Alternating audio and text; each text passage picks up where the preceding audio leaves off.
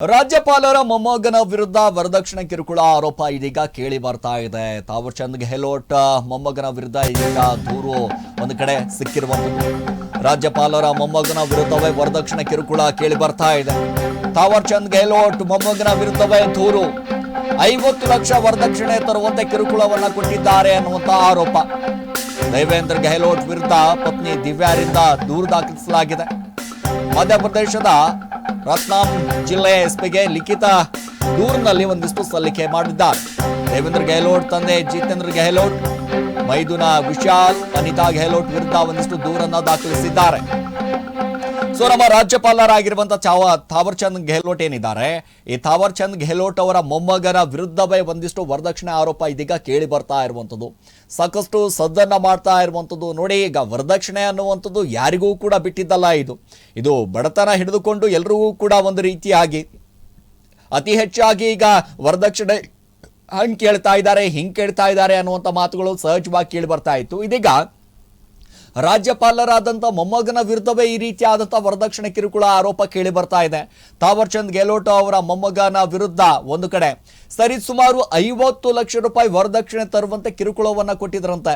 ದೇವೇಂದ್ರ ಗೆಹ್ಲೋಟ್, ತಾವರ್ ಚಂದ್ ಗೆಹ್ಲೋಟ್ ಅವರ ಮೊಮ್ಮಗ ಏನಿದ್ದಾರೆ ದೇವೇಂದ್ರ ಗೆಹ್ಲೋಟ್ ಅವರ ವಿರುದ್ಧ ಅವರ ಪತ್ನಿ ದಿವ್ಯಾ ಅವರಿಂದ ಒಂದಿಷ್ಟು ದೂರು ದಾಖಲಾಗಿರುವಂಥದ್ದು. ಮಧ್ಯಪ್ರದೇಶದ ರತ್ನಾಮ್ ಜಿಲ್ಲಾ ಎಸ್ಪಿಗೆ ಒಂದಿಷ್ಟು ಲಿಖಿತ ರೂಪದಲ್ಲಿ ಒಂದಿಷ್ಟು ದೂರನ್ನ ಸಲ್ಲಿಕೆ ಮಾಡಿದ್ದಾರೆ. ದೇವೇಂದ್ರ ಗೆಹ್ಲೋಟ್ ತಂದೆ ಜಿತೇಂದ್ರ ಗೆಹ್ಲೋಟ್, ಹಾಗೆ ಮೈದುನ ವಿಶಾಲ್, ಹಾಗೆ ಅನಿತಾ ಗೆಹ್ಲೋಟ್ ವಿರುದ್ಧವೂ ಕೂಡ ಒಂದಿಷ್ಟು ದೂರನ್ನ ದಾಖಲಿಸಿದ್ದಾರೆ ಅನ್ನುವಂಥದ್ದು. ಇವರ ಮದುವೆ ಯಾವಾಗ ಆಯಿತು, ಏನು ಕತೆ ಅನ್ನೋದ್ರ ಬಗ್ಗೆಯೂ ಕೂಡ ಒಂದಿಷ್ಟು ಗಮನಿಸ್ತಾ ಹೋದಾಗ ಸಹಜವಾಗಿ ಏಪ್ರಿಲ್ 18, 2018ರಂದು ವಿವಾಹ ಆಗಿದ್ದಂಥ ದಿವ್ಯಾ ದೇವೇಂದ್ರ, ಹಾಗೆ ನೋಡಿ ಈಗ ಅಂದ್ರೆ ಇಷ್ಟು ವರ್ಷಗಳಿಲ್ಲ, ಈಗ ಯಾಕೆ ಸಡನ್ ಆಗಿ ಈ ರೀತಿ ಆದಂತ ಒಂದಿಷ್ಟು ಆರೋಪವನ್ನು ಮಾಡ್ತಾ ಇದ್ದಾರೆ, ಏನಂತ ಬಂದಂತ ಸಂದರ್ಭದಲ್ಲಿ ಬಹಳಷ್ಟು ಇಡೀ ಹಿಸ್ಟರಿನೇ ಒಂದಿಷ್ಟು ಗೊತ್ತಾಗ್ತಾ ಇದೆ.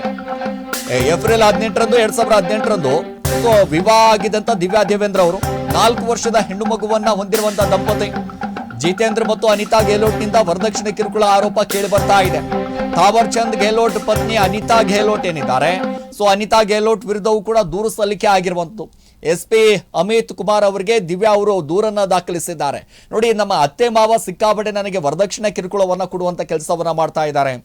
ಯಾರೇ ಆದ್ರೂ ಕೂಡ ರಾಜಕಾರಣಿ ಆಗಿರ್ಬೋದು, ಯಾರೇ ಆಗಿರ್ಬೋದು, ಸಾಮಾನ್ಯ ಜನರಾಗಿರ್ಬೋದು, ಈಗ ಅತ್ತೆ ಮಾವನ ಕೆಲಸ ಹಿಂಗಾಗೋಗ್ಬಿಟ್ಟಿದೆ ಅಂತಂದ್ರೆ ಪರಿಸ್ಥಿತಿ ಏನು ಹೇಳಕ್ಕಾಗೋದಿಲ್ಲ, ಬಿಡಕ್ಕಾಗ್ತಾ ಇಲ್ಲ ಅಂತ ಪರಿಸ್ಥಿತಿ. ಈಗ ದಿವ್ಯಾ ಅವರು ನೇರವಾಗಿ ಆರೋಪವನ್ನ ಮಾಡ್ತಾ ಇರುವಂತದ್ದು ಅನಿತಾ ಗೆಹ್ಲೋಟ್ ಅವರ ವಿರುದ್ಧ. ಒಂದು ಕಡೆ ತಾವರ್ ಚಂದ್ ಗೆಹ್ಲೋಟ್ ಅವರ ಪತ್ನಿ ಅನಿತಾ ಗೆಹ್ಲೋಟ್ ಅವರೇನಿದ್ದಾರೆ, ಅನಿತಾ ಗೆಹ್ಲೋಟ್ ಅವರ ವಿರುದ್ಧವೂ ಕೂಡ ಒಂದಿಷ್ಟು ದೂರನ್ನ ದಾಖಲಿಸಿದ್ದಾರೆ.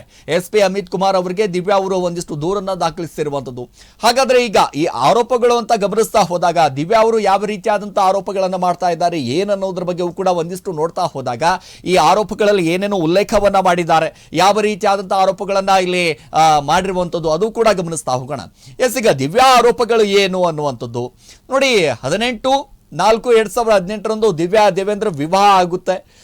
ಮದುವೆ ಆಗ್ತಾರೆ. ಬಹಳ ಅದ್ಭುತವಾದಂತಹ ಮದುವೆ ಆದಂತ ಸಂದರ್ಭದಲ್ಲಿ ಮದುವೆಗೂ ಮುನ್ನ ಪತ್ನಿಗೆ ಆಲ್ಕೋಹಾಲ್ ಡ್ರಗ್ಸ್ ಚಟ ಇತ್ತು ಅನ್ನುವಂಥ ಲೆಕ್ಕಾಚಾರದಲ್ಲಿ ಈ ಮದುವೆಗೆ ಯಾಕೆ ಅಂತಂದ್ರೆ ಒಂದಿಷ್ಟು ಗಮನಿಸ್ತಾ ಹೋದ್ರೆ ದೇವೇಂದ್ರ ಅವರ ವಿಚಾರಕ್ಕೆ ಸಂಬಂಧಪಟ್ಟ ಹಾಗೆ ದೇವೇಂದ್ರ ಅವರಿಗೆ ಒಂದಿಷ್ಟು ಆಲ್ಕೋಹಾಲ್ ವಿಚಾರ ಆಗಿರ್ಬೋದು, ಡ್ರಗ್ಸ್ ಚಟ ಇತ್ತು ಅನ್ನುವಂಥದ್ದು, ಅಕ್ರಮ ಸಂಬಂಧ ಇತ್ತು ಅಂತಾನು ದಿವ್ಯಾ ಅವರು ಆರೋಪವನ್ನ ಮಾಡ್ತಾ ಇದ್ದಾರೆ.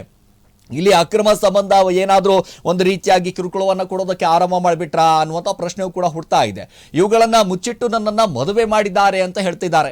ನೋಡಿ, ಆಲ್ಕೋಹಾಲ್ ಕುಡಿತಾ ಇದ್ದ, ಡ್ರಗ್ಸ್ ಚಟ ಇತ್ತು, ಮತ್ತೊಂದು ಕಡೆ ಅಕ್ರಮ ಸಂಬಂಧ ಇತ್ತು, ಇದೆಲ್ಲವೂ ಕೂಡ ಒಂದು ಕಡೆ ಆರೋಪ ಮಾಡ್ತಾ ಇರುವಂಥದ್ದು ದಿವ್ಯಾ ಅವರು. ಇವುಗಳನ್ನ ಮುಚ್ಚಿಟ್ಟು ನನ್ನನ್ನ ಮದುವೆ ಮಾಡಿದ್ದಾರೆ, ನನ್ನನ್ನ ಬಲಿ ಪಡೆಯುವಂತ ಕೆಲಸ ಮಾಡ್ತಾ ಇರುವಂಥದ್ದು, ನನ್ನ ವಿರುದ್ಧ ಒಂದು ಕಡೆ ಷಡ್ಯಂತ್ರ ರೂಪಿಸಿದ್ದಾರೆ ಇವರೆಲ್ಲರೂ ಕೂಡ. ನೋಡಿ, ದೇವೇಂದ್ರ ಗೆಹ್ಲೋಟ್ ಮನೆಯಲ್ಲಿ ಊಟ ಕೊಟ್ಟಿಲ್ಲ, ನಿತ್ಯ ಹೊಡೆದು ಒಂದ್ ಕಡೆ ಹಿಂಸೆಯನ್ನ ನೀಡ್ತಾ ಇದ್ರು ಅಂತ ದಿವ್ಯಾ ಇದು ಕೂಡ ಉಲ್ಲೇಖವನ್ನ ಮಾಡಿದ್ದಾರೆ. ಅರೆ, ನಿತ್ಯ ನನಗೆ ಕಿರುಕುಳವನ್ನ ಕೊಡ್ತಾ ಇದ್ರು, ಮಾನಸಿಕವಾಗಿ ದೈಹಿಕವಾಗಿ ಒಂದಿಷ್ಟು ಕಿರುಕುಳವನ್ನ ಕೊಡುವಂತ ಕೆಲಸವನ್ನ ಮಾಡ್ತಾ ಇದ್ರು ಅಂತ ದೂರಿನಲ್ಲಿ ಉಲ್ಲೇಖವನ್ನ ಮಾಡಿರುವಂತದ್ದು. ತವರ ಮನೆಯಿಂದ ಹಣ ತರದೇ ಇದ್ರೆ ಕೊಲೆ ಮಾಡ್ತೀನಿ ಅಂತ ಬೆದರಿಕೆ ಕೂಡ ಹಾಕಿದ್ರಂತೆ. ನೀನೇನಾದ್ರೂ ನಿನ್ನ ತಂದೆ ತಾಯಿ ಮನೆಯಿಂದ ಏನಾದ್ರೂ ನಿನ್ನ ಹಣ ತಿರಲಿಲ್ಲ ಅಂತಂದ್ರೆ ನಿನ್ನನ್ನ ಕೊಲೆ ಮಾಡಿಬಿಡ್ತೀವಿ ಅಂತ ಬೆದರಿಕೆ ಕೂಡ ಹಾಕಿದ್ರು ಅನ್ನುವಂತ ಒಂದು ಆರೋಪ. ಈಗ 4 ವರ್ಷದ ಮಗಳನ್ನ ನನ್ನಿಂದ ಕಿತ್ತುಕೊಂಡಿದ್ದಾರೆ ಇವರು. ನನ್ನ ಮಗಳನ್ನ ಇವರು ಕಿತ್ಕೊಳ್ಳೋರು ಯಾರು ಇವರು?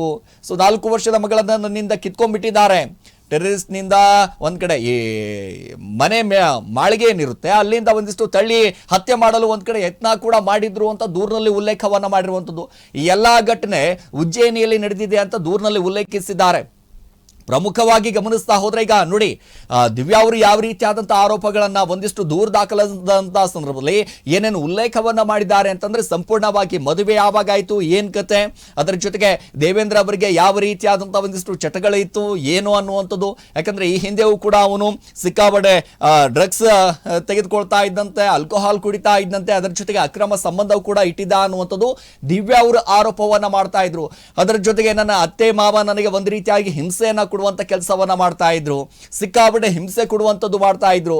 ಒಂದು ಪದೇ ಪದೇ ನನಗೆ ನಿಮ್ಮ ತವರು ಮನೆಯಿಂದ ಹಣ ತರಬೇಕು, ನೀನು ಅಲ್ಲಿಂದ ಹಣ ತರಬೇಕು ಅಂತ ಕಾಡಿಸ್ತಾ ಇದ್ರಂತೆ, ಪೀಡಿಸ್ತಾ ಇದ್ರಂತೆ, ಮಾನಸಿಕವಾಗಿ ಹಿಂಸೆಯನ್ನ ಕೊಡುವಂತ ಕೆಲಸ ಮಾಡ್ತಾ ಇದ್ರಂತೆ. ಅಂದ್ರೆ ದೈಹಿಕವಾಗಿ ಆಗಿರ್ಬೋದು, ಮಾನಸಿಕವಾಗಿ ಆಗಿರ್ಬೋದು ಹಿಂಸೆ ಕೊಡುವಂತ ಕೆಲಸ ಮಾಡ್ತಾ ಇದ್ರಂತೆ, ಹಲ್ಲೆಯನ್ನು ಕೂಡ ಮಾಡ್ತಾ ಇದ್ರು ಅನ್ನುವಂಥದ್ದು ಒಂದ್ ಕಡೆ ಉಲ್ಲೇಖವನ್ನ ಮಾಡಿದ್ದಾರೆ.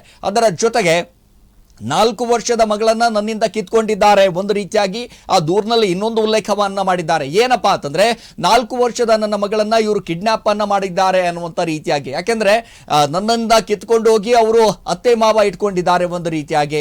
ನನ್ನ ಮಗಳು ನನ್ನ ಜೊತೆ ಸೇರೋದಕ್ಕೆ ಬಿಡ್ತಾ ಇಲ್ಲ, ನನಗೆ ಹುಟ್ಟಿರುವಂತ ಮಗಳನ್ನ ನನಗೆ ಕೊಡ್ತಾ ಇಲ್ಲ ಇವರು. ಸೊ ನನ್ನಿಂದ ಒಂದಿಷ್ಟು ಈ ರೀತಿಯಾದಂತಹ ಹಿಂಸೆಗಳನ್ನ ಒಂದಿಷ್ಟು ಮಾಡಿಸುವಂತ ಕೆಲಸ ಆಗ್ತಾ ಇದೆ. ಇಲ್ಲಿ ನೋಡಿ, ಇಲ್ಲಿ ಹತ್ಯೆಯೂ ಕೂಡ ಮಾಡೋದಕ್ಕೆ ಪ್ರಯತ್ನ ಮಾಡಿದ್ರಂತೆ, ಒಂದಿಷ್ಟು ಈ ಎಲ್ಲವೂ ಕೂಡ ರೂಪಿಸಿದ್ರು ಅನ್ನುವಂಥದ್ದು.